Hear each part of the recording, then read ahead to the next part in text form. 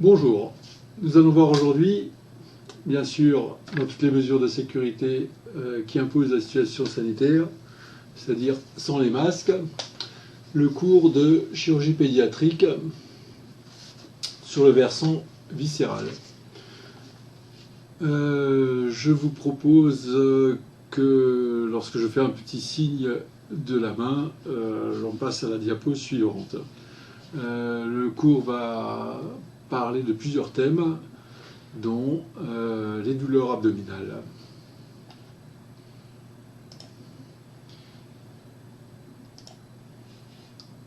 À l'admission d'un enfant qui présente des douleurs abdominales, il faut relever plusieurs paramètres qui vont notamment orienter le diagnostic, mais surtout nécessiter une prise en charge immédiate.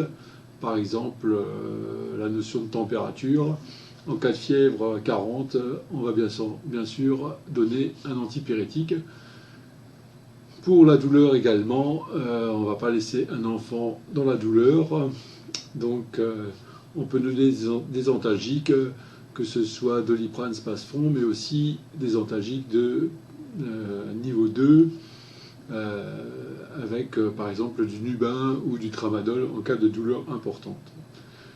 Certains enfants qui arrivent sont dans un mauvais état général, lié souvent à une évolution sur plusieurs jours qui a engendré une altération de l'état général, donc une déshydratation, une dénutrition, un troisième secteur parfois avec une occlusion. Donc il est des fois très urgent d'agir sur le plan vital pour mettre en place une perfusion, pour éviter une dégradation qui peut être fatale. On relève les antécédents puisque les étiologies vont dépendre des antécédents. On note la présence de troubles du transit, de vomissements, et on va bien préciser aux parents qu'il faut laisser à jeun en cas d'appendicite et d'opération. Ça serait préjudiciable que l'enfant prenne un coca ou un sandwich parce que, d'après les parents, il avait faim ou soif.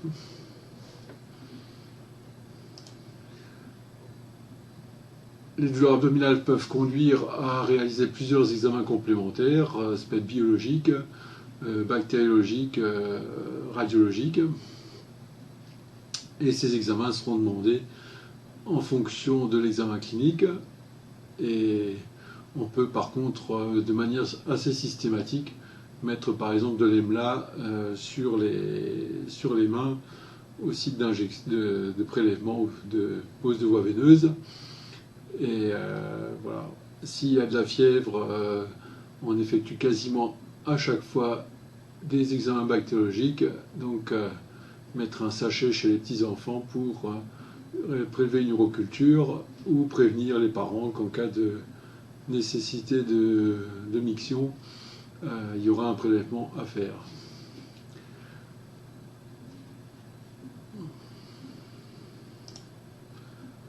Il y a une liste qui est assez longue au niveau des diagnostics différentiels et cette liste s'approche de celle que l'on peut rencontrer chez les adultes, mais avec certaines pathologies qui seront bien entendu plus fréquentes chez les enfants que chez les adultes.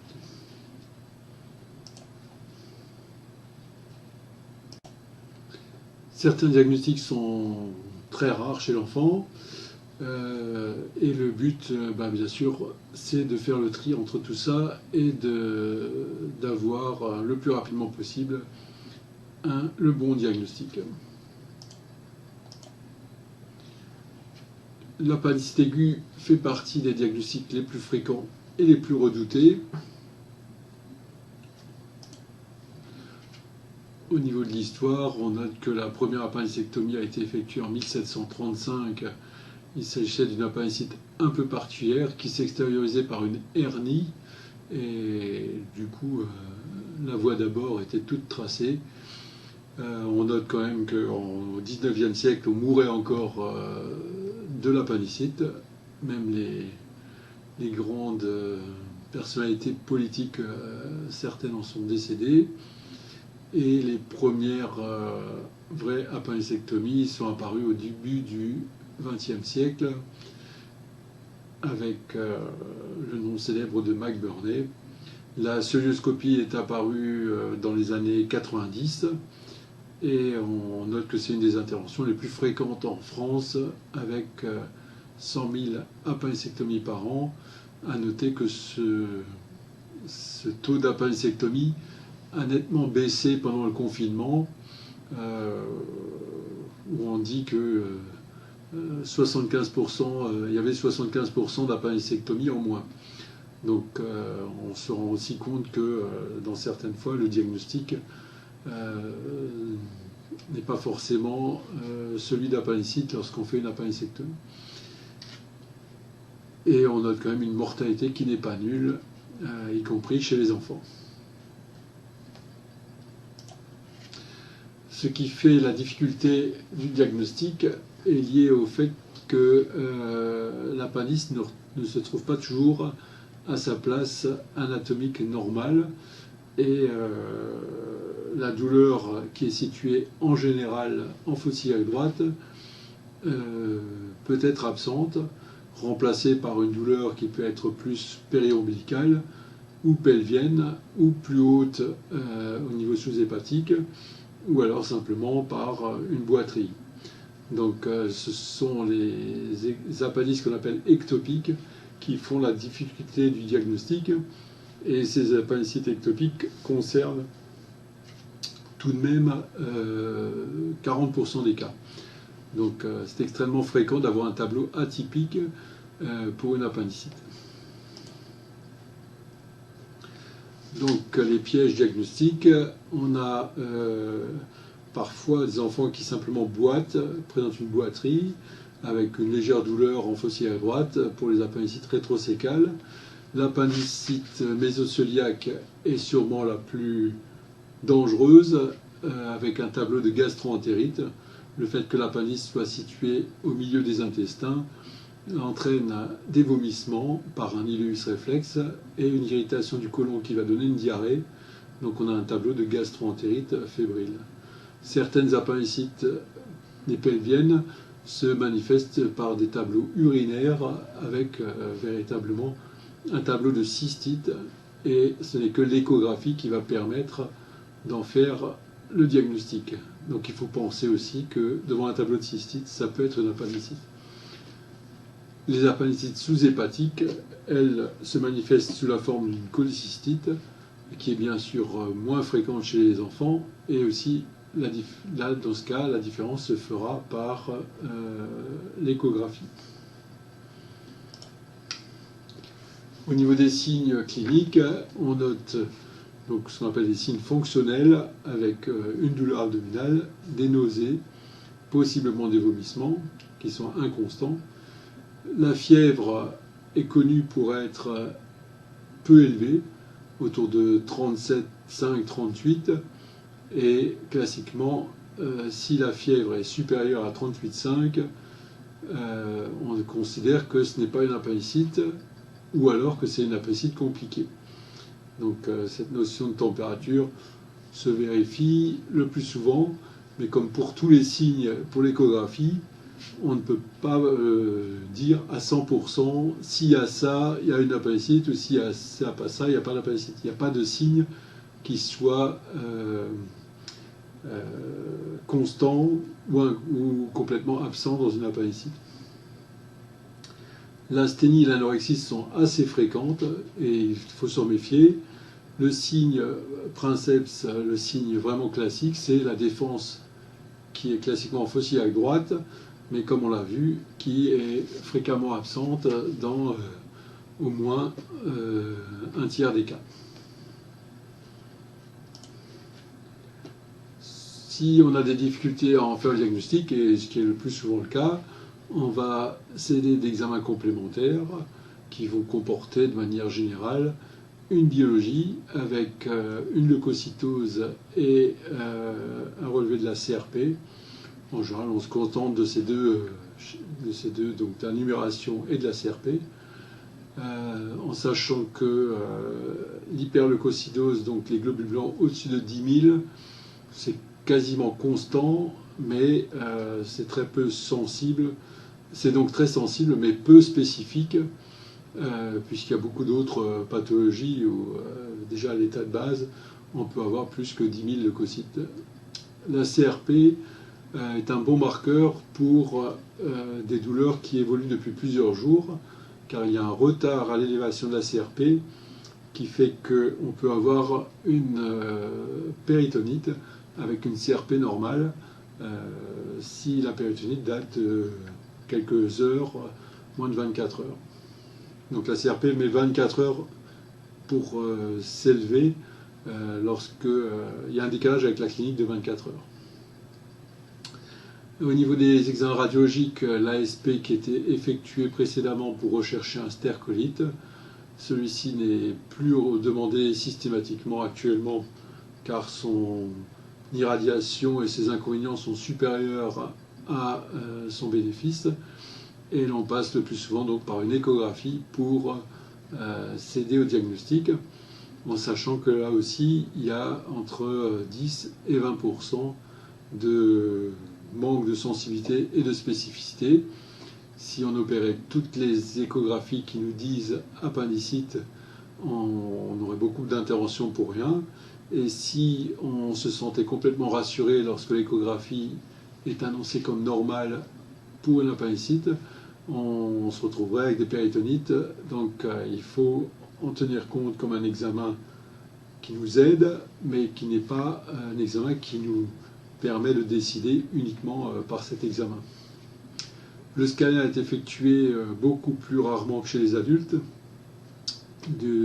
par la sensibilité élevée de l'échographie et de par la dangerosité de l'irradiation chez les enfants par rapport aux adultes. Donc le scanner est réservé à quelques rares exceptions, par exemple pour les patients obèses pour lesquels l'échographie est peu sensible. Le traitement est quasiment toujours chirurgical. Dans notre service, essentiellement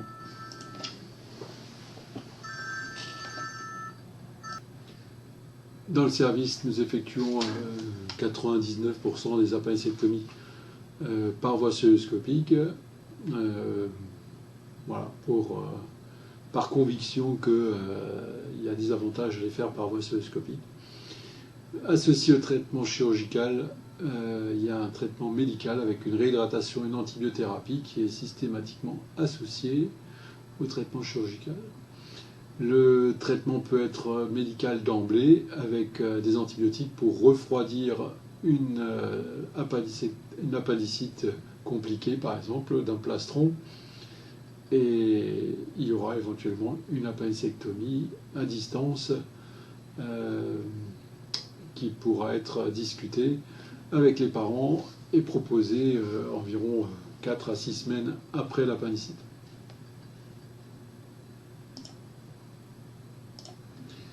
Voilà l'aspect d'un abcès appendiculaire en cœlioscopie. Donc l'appendice est un peu en forme de tire-bouchon avec un abcès à sa pointe. Et voilà, donc ça c'est l'aspect vraiment typique d'une appendicite aiguë au stade non compliqué. Voici le stade d'après, donc avec l'appendicite perforée, donc avec un tableau de péritonite, puisqu'il y a du contenu du côlon qui va être déversé dans la cavité péritonéale avec de nombreux germes et donc les conséquences d'une péritonite.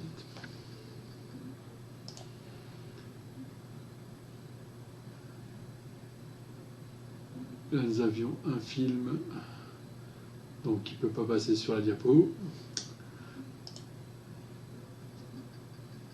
Et voilà, donc une fois que l'enfant est opéré, il peut y avoir des complications, d'où une surveillance dans le service, avec, comme pour toute opération, dans les heures qui suivent, des complications hémorragiques.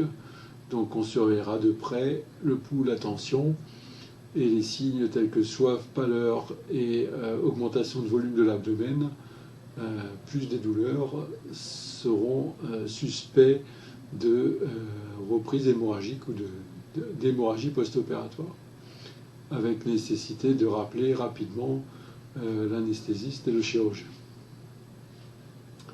Dans les prochains jours après l'intervention, on peut se retrouver devant un abcès post-opératoire avec comme signe essentiel la fièvre qui, quand elle persiste après 3-4 jours, doit faire redouter cette complication.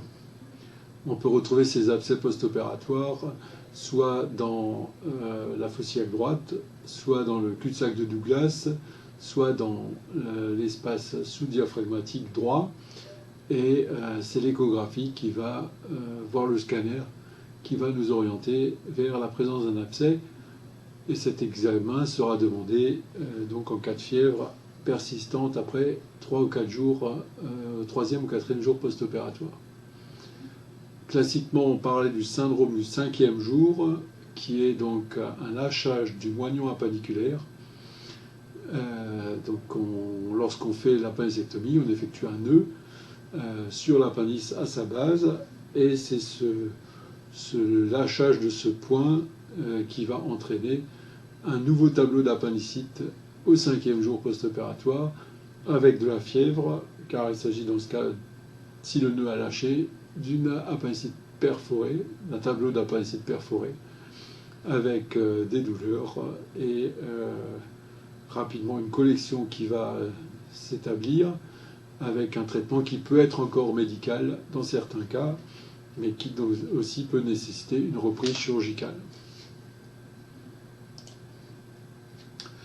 Lorsqu'on faisait des appendicectomies par voie ouverte, on avait environ, on estime à 5%, le risque d'occlusion sur bride, qui se manifeste donc par un tableau d'occlusion, à savoir un arrêt des matières et des gaz, des vomissements, des douleurs abdominales.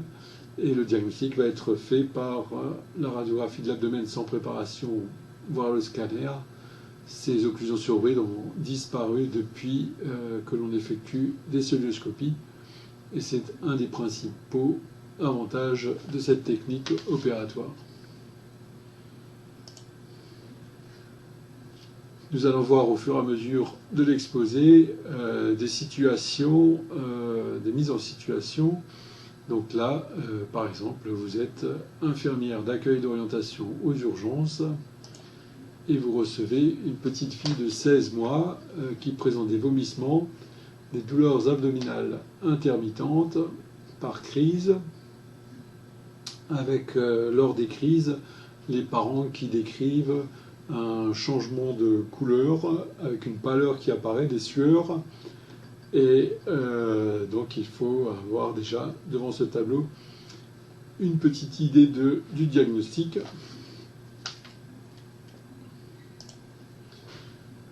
Donc comme dit précédemment, on va recueillir les paramètres, l'état général, la conscience. On va prendre la température et par la même vérifier aussi l'absence de rectorragie si jamais on a un thermomètre rectal, ce qui n'est plus trop le cas. On prend le pouls, la tension, on pèse l'enfant, on va le laisser à jeun et on va estimer un niveau de prise en charge. Voilà, je vous laisse réfléchir, mais je pense que pour moi, il s'agit d'un niveau 2. Et le diagnostic sera celui d'invagination intestinale aiguë qui pourra être confirmé par une échographie. Donc l'invagination intestinale aiguë est une pathologie qui concerne quasiment que les enfants. Il s'agit donc du retournement de l'intestin sur lui-même. C'est comme si l'intestin était digéré par lui-même, comme on le voit sur la photo. Cela concerne les enfants essentiellement autour de l'âge de 1 an, avec une triade qui est douleur abdominale paroxystique, vomissement, rectorragie. Un des signes les plus fréquents, c'est la pâleur associée aux douleurs, et le refus d'alimentation. On peut avoir de la fièvre dans plus d'un tiers des cas, parce qu'il y a souvent une pathologie associée, le plus souvent virale.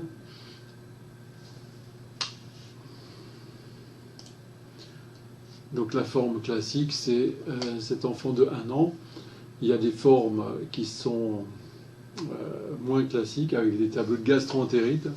Notamment, on peut avoir à la place des rectorragies des diarrhées glaireuses sanguinolentes qui peuvent faire penser à un tableau de salmonellose. Il y a des formes neurologiques, lorsque l'enfant fait son malaise vagal toutes les 30 secondes ou toutes les 2 minutes. Ça peut être associé à un tableau d'absence pour de l'épilepsie ou des pertes de connaissances sur un tableau de traumatisme crânien. On peut aussi avoir, en fonction de l'âge, de manière exceptionnelle, un tableau d'entérocolite chez le nouveau-né ou d'appendicite chez le plus grand enfant. La radiographie d'abdomen sans préparation n'a plus de lieu de se faire, du raison de sa faible sensibilité, de sa faible spécificité. Et donc l'examen qui est vraiment de référence, c'est l'échographie, qui va montrer le boudin d'invagination et qui va aussi évaluer la vitalité de l'anse intestinale en Doppler. Le plus souvent, ces invaginations sont taxées d'idiopathiques, qui sont en fait liées à une adénite mésentérique. Donc c'est un tableau viral d'inflammation de l'intestin associé à des ganglions du mésentère qui va conduire à cette invagination. De temps en temps, on est confronté à des étiologies plus organiques, si on veut dire, avec la possibilité d'un diverticule de Meckel, de polype, de lymphome, de duplication, ou de purpura rhumatoïde. Voilà, en exposé, en haut à gauche, le purpura rhumatoïde, le diverticule de Meckel en haut à droite, et en bas, un nodule sur l'intestin qui correspondait à un lymphome. Le traitement est radiologique, avec un lavement qui se fait donc de la même manière qu'un lavement pour un lavement évacuateur, donc l'introduction d'eau par voie anorectale, et c'est cette eau qui va permettre de repousser l'intestin invaginé pour remettre tout ça en place. Donc si il y a un échec à ce lavement à l'eau par l'échographie, on passera à un traitement chirurgical qui débutera par une cœlioscopie et une tentative de désinvagination à la cœlioscopie, et qui pourra conduire aussi à une laparotomie si la cœlioscopie n'est pas suffisamment efficace. On retrouve donc comme étiologie le diverticule de Meckel. C'est donc un reliquat embryonnaire qui correspond au reste du canal omphalo-mésentérique. Celui-ci est situé sur l'iléon et il mesure environ 2 cm. Sa pathologie est liée au fait qu'il peut contenir du tissu hétérotopique, c'est-à-dire du tissu pancréatique ou gastrique surtout. Et c'est ce tissu gastrique qui va sécréter de l'acide, qui va créer principalement la pathologie liée au diverticule de Meckel. Donc cette acidité va attaquer le grêle sain autour du diverticule de Meckel et créer une pathologie d'ulcère avec soit une perforation, soit un saignement. On peut aussi avoir une pathologie inflammatoire de type appendicite, comme la forme ressemble un petit peu à l'appendice. Donc voilà la symptomatologie liée au diverticule de Meckel. Le traitement va consister en une résection qui pourra être de différents types, qui pourra se faire parfois, dans certains cas, en cœlioscopie, et la résection doit emporter tout le tissu métaplasique, c'est-à-dire tout le tissu correspondant à du tissu gastrique ou pancréatique. Donc il faut faire une résection en zone saine qui nécessite parfois une résection plus importante que simplement d'enlever le diverticule.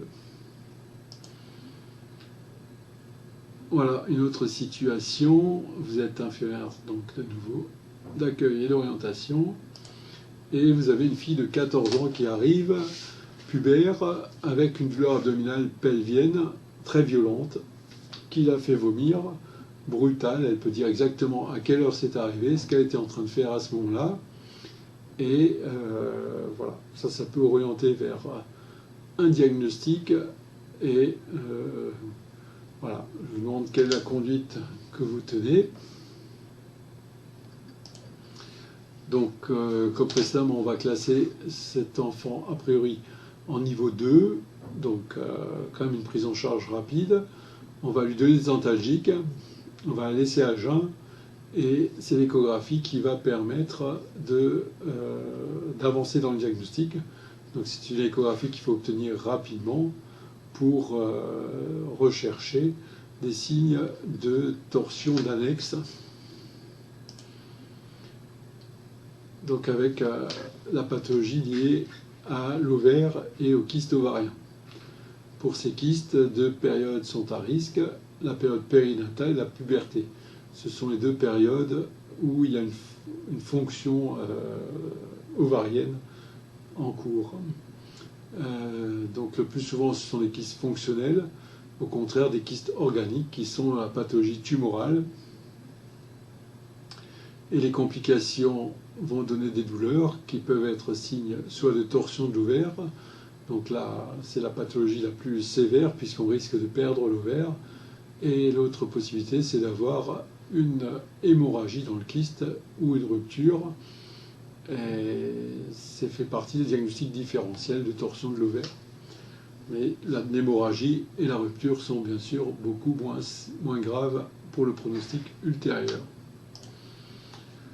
Donc les kystes sont considérés comme fonctionnels. Pour que les kystes soient considérés comme fonctionnels, il faut qu'on ait des filles qui soient réglées avec des critères échographiques de kystes fonctionnels, c'est-à-dire des parois fines et un contenu hypoéchogène.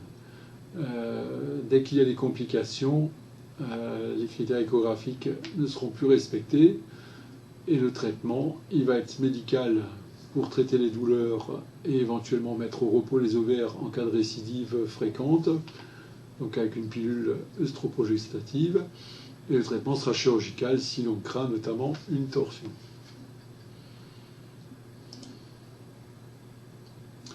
On voit ici un kyste anténatal, donc c'est un kyste tordu en anténatal, pour lesquels il y a plus souvent pas possibilité de sauver l'ovaire, et c'est donc un traitement qui va être un peu palliatif, c'est-à-dire qu'on va enlever l'ovaire tordu car il y a un risque d'adhérence avec l'intestin et de douleurs persistantes ou d'infection qui va conduire donc à ce geste en période postnatale.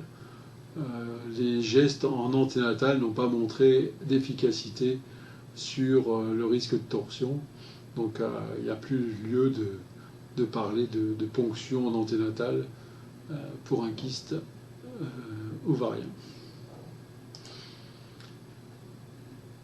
Il peut y avoir des tumeurs de l'ovaire kystiques qui ne soient pas fonctionnelles, et c'est le cas chez cette petite fille de 5 ans, donc elle n'est pas en activité ovarienne, donc ce n'est pas un kyste fonctionnel, et on le découvre fortuitement avec, on voit sur la radio, des calcifications. Sur l'échographie en haut à droite, on voit que ce kyste n'a pas les critères d'un kyste fonctionnel, puisque les parois ne sont pas lisses, que le contenu a une partie charnue, et donc on pourrait voir sur le film cet ovaire qui mesure 3-4 fois plus, qui a 3-4 fois plus de volume que l'ovaire gauche, et qui sera donc réséqué Voilà. Le diagnostic est celui de tératome. Une autre pathologie de la jeune fille est l'hématocolpos, qui est assez rare quand même. On peut, je pense, observer entre 1 et 4 cas par an à Strasbourg. Il se manifeste par des douleurs pelviennes chroniques, souvent réglées par les menstruations, c'est-à-dire c'est des douleurs à peu près une fois par mois. C'est au moment où il y a les règles qui ne peuvent pas s'évacuer en raison d'une imperforation de l'hymen qui vont entraîner ces douleurs et cette augmentation d'une masse pelvienne qui correspond aux règles qui s'accumulent dans l'utérus. Le traitement en est simple avec une ouverture de l'hymen et une aspiration du contenu utérovaginal qui va entraîner une guérison immédiate. Voilà pour les douleurs abdominales. Les autres diagnostics, constipation, gastro-entérite, cystite périnéphrique, adénite mésentérique, pancréatite et glucosystite, sont toujours à garder à l'esprit pour le diagnostic différentiel, mais sont pour ces maladies, immédiatement en tout cas, des maladies à prise en charge pédiatrique non chirurgicale. Voilà donc la liste des autres diagnostics qui sont des diagnostics différentiels et surtout qui doivent faire penser à chaque fois qu'une appendicite peut avoir le même tableau.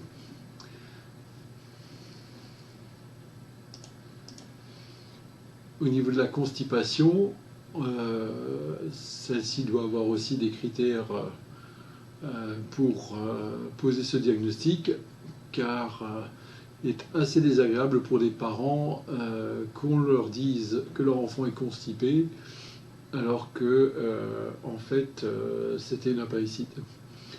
Donc pour ça, il faut pour avoir ce diagnostic, il faut que les selles soient dures, que l'enfant soit complètement soulagé par un lavement. Il y a des fois aussi où le chirurgien intervient, lorsqu'il s'agit d'une maladie, quand on pense à une maladie de Hirschsprung, dans une forme tardive. L'encoprésie, donc le fait de se retenir pour avoir les selles, peut également conduire des fois exceptionnellement à des mesures chirurgicales. Bien entendu, le traitement comporte des mesures hygiéno-diététiques avec éventuellement des lavements, et le chirurgien peut intervenir pour de temps en temps injecter du botox dans le sphincter anal ou mettre en place un bouton de Chait pour permettre de faire des lavements antérogrades.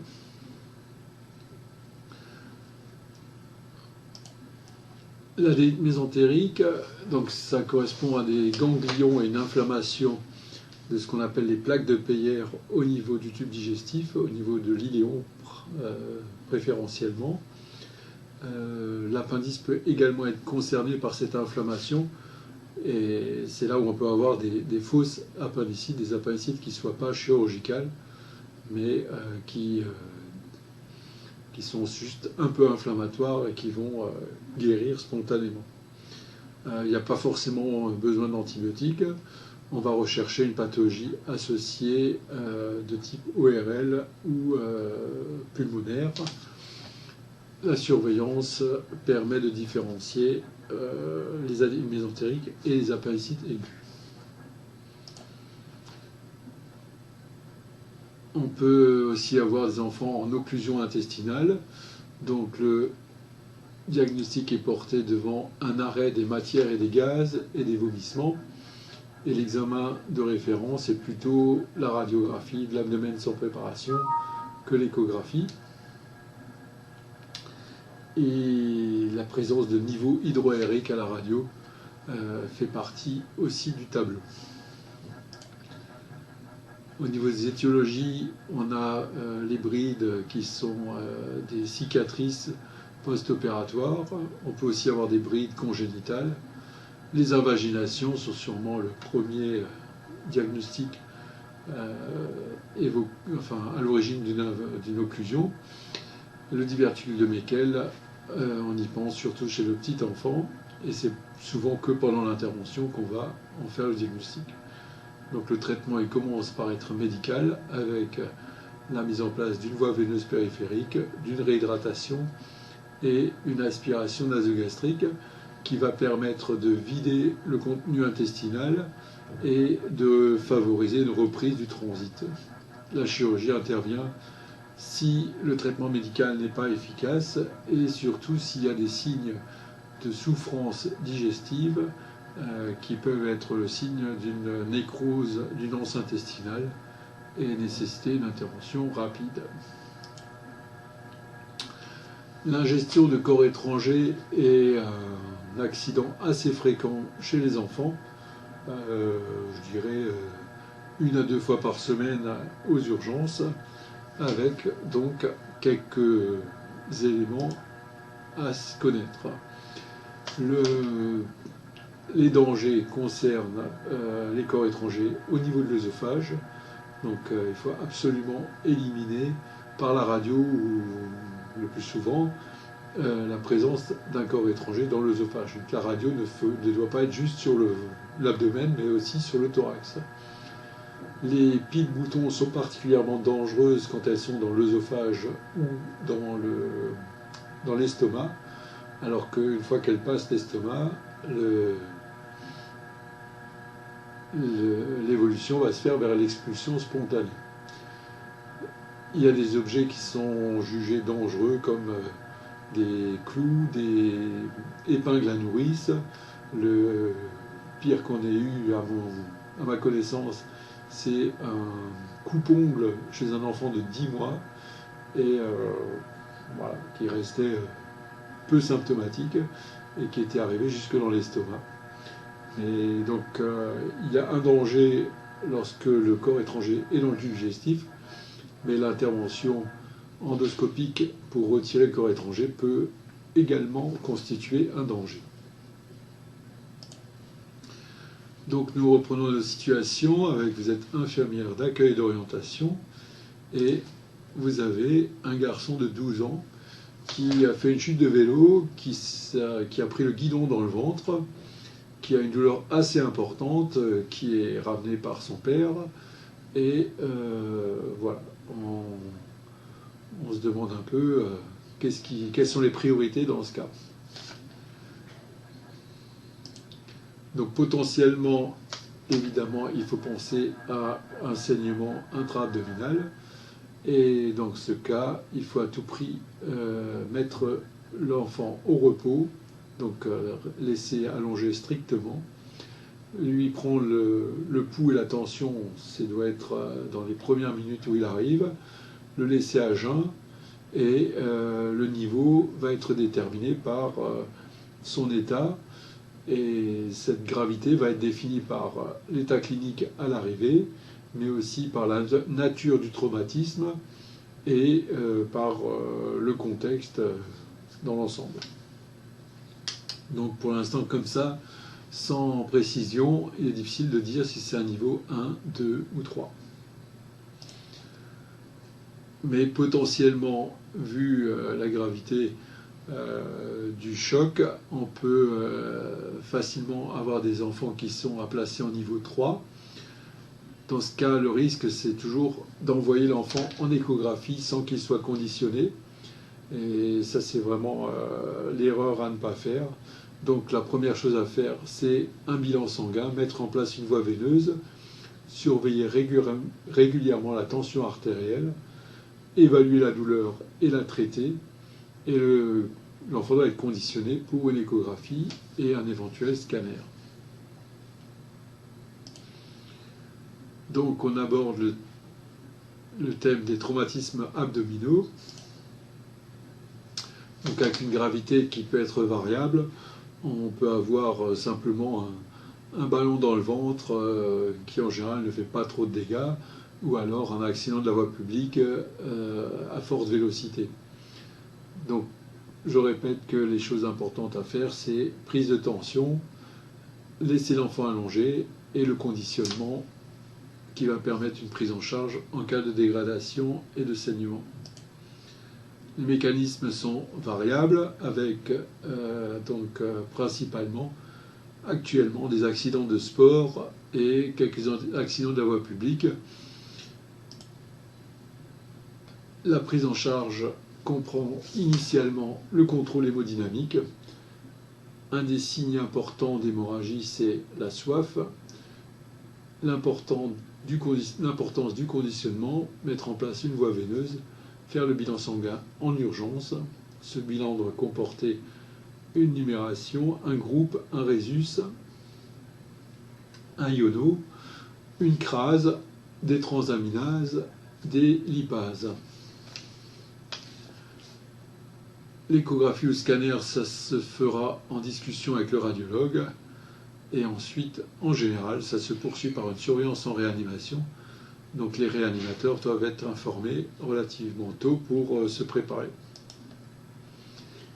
Il faut savoir que les indications chirurgicales à la prise en charge des traumatismes abdominaux fermés chez les enfants est exceptionnelle, puisque dans 99% des cas, il s'agit d'une prise en charge de réanimation.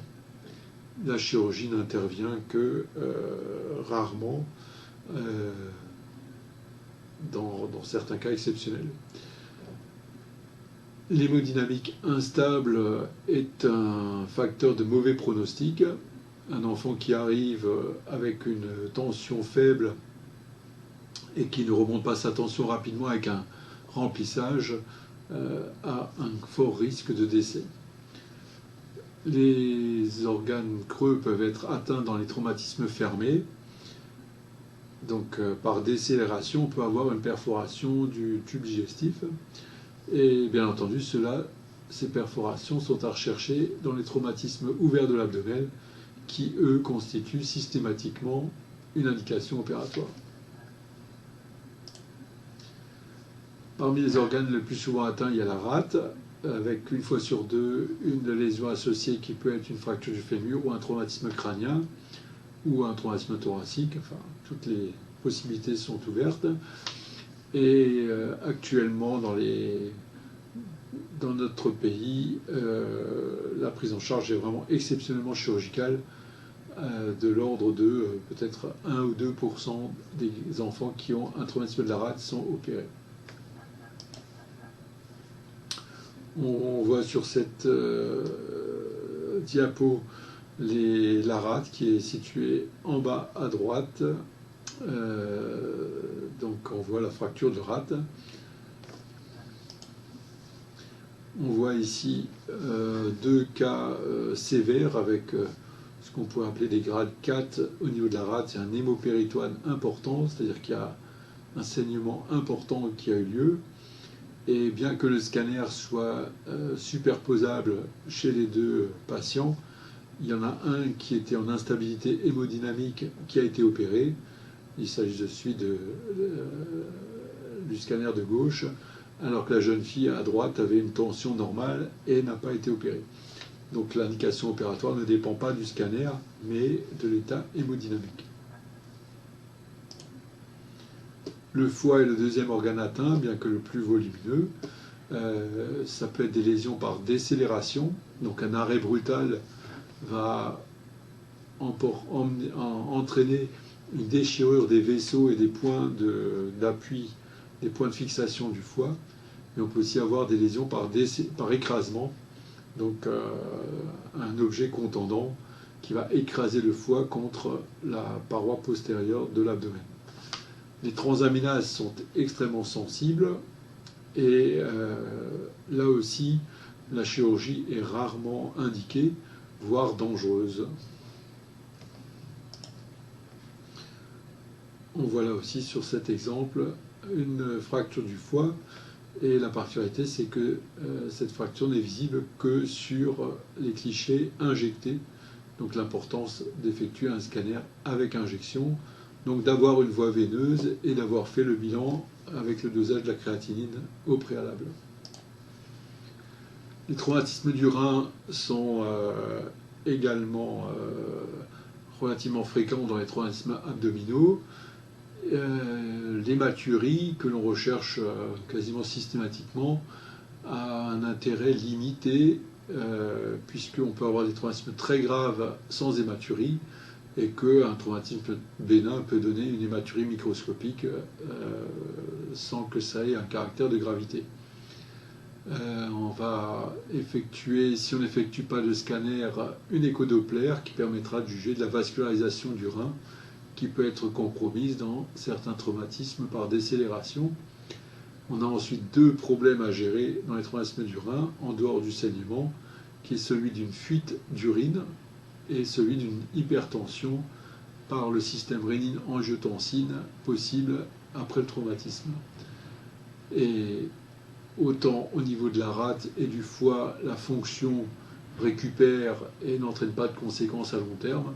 Par contre, au niveau du rein, on peut avoir une perte, on a systématiquement une perte de fonction rénale qui peut aller jusqu'à la perte d'un rein totalement. Comme examen complémentaire pour le rein, on faisait des urographies intraveineuses dans le temps, chose qu'on ne fait plus du tout. Donc là aussi, c'est le scanner qui va montrer sur l'image du haut le traumatisme du rein avec un hématome de la loge rénale droite.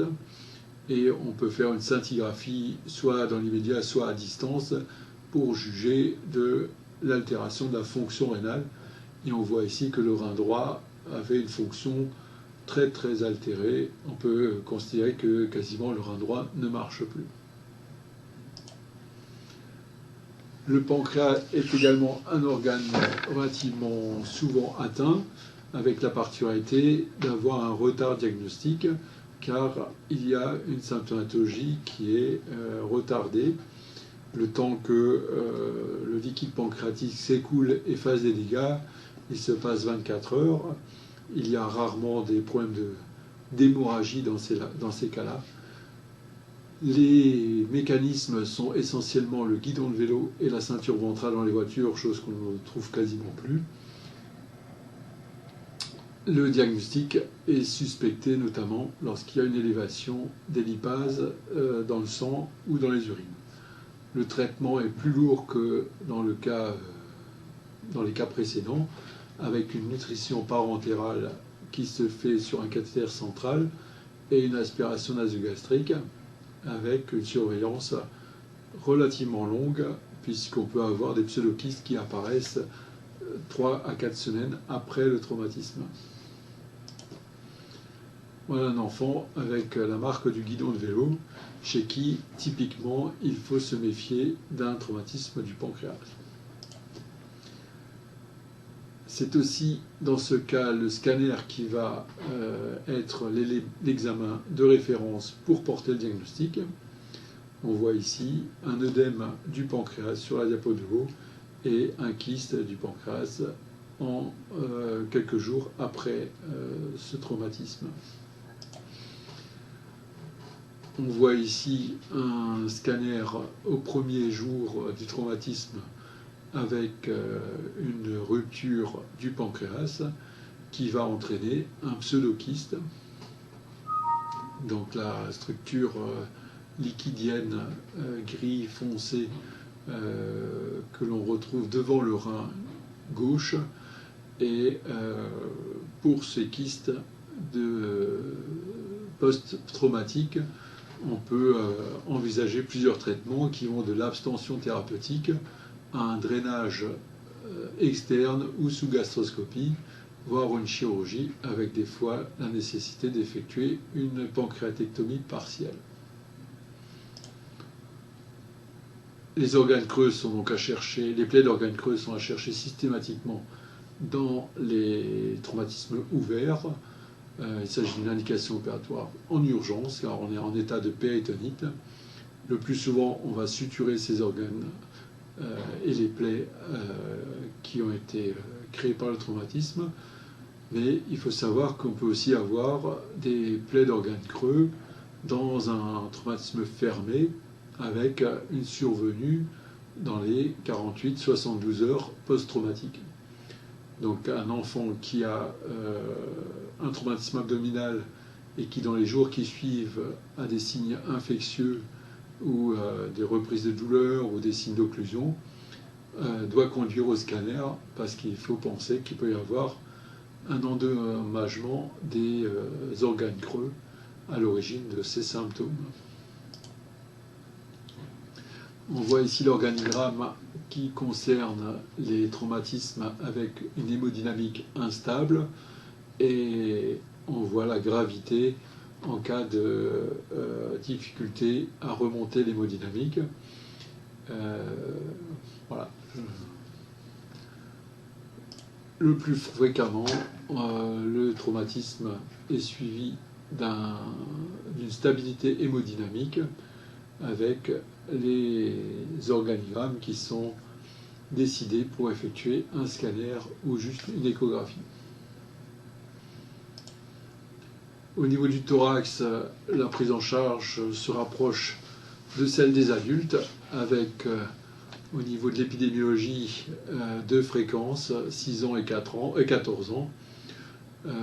Toujours dans tous les traumatismes chez les enfants, pensez que ça peut être lié à des sévices. Et l'autre particularité des traumatismes thoraciques par rapport aux adultes est la sous-estimation des fractures de côte. Le scanner est également l'examen de référence qui fait qu'en cas de traumatisme, de manière générale, on effectue un scanner thoraco-abdominal avec injection. Le traitement va essayer d'éviter l'intubation car d'intuber et d'envoyer de l'air par l'intubation va maintenir les barotraumatismes périphériques. Donc on évite et on donne un traitement avec de l'oxygène, des antalgiques, de la kiné et surtout aussi des drainages, que ce soit un hémothorax ou un pneumothorax. C'est le drain qui va être le premier élément chirurgical à utiliser. Voici une radio de thorax avec une opacité à gauche. On voit sur cette radio que le traumatisme semble peu grave, alors qu'au scanner de la même patiente au même moment montre qu'il y avait un pneumothorax à droite qui ne se voyait pas sur la radio standard et que la lésion à gauche était bien plus sévère que ce qu'on pouvait imaginer.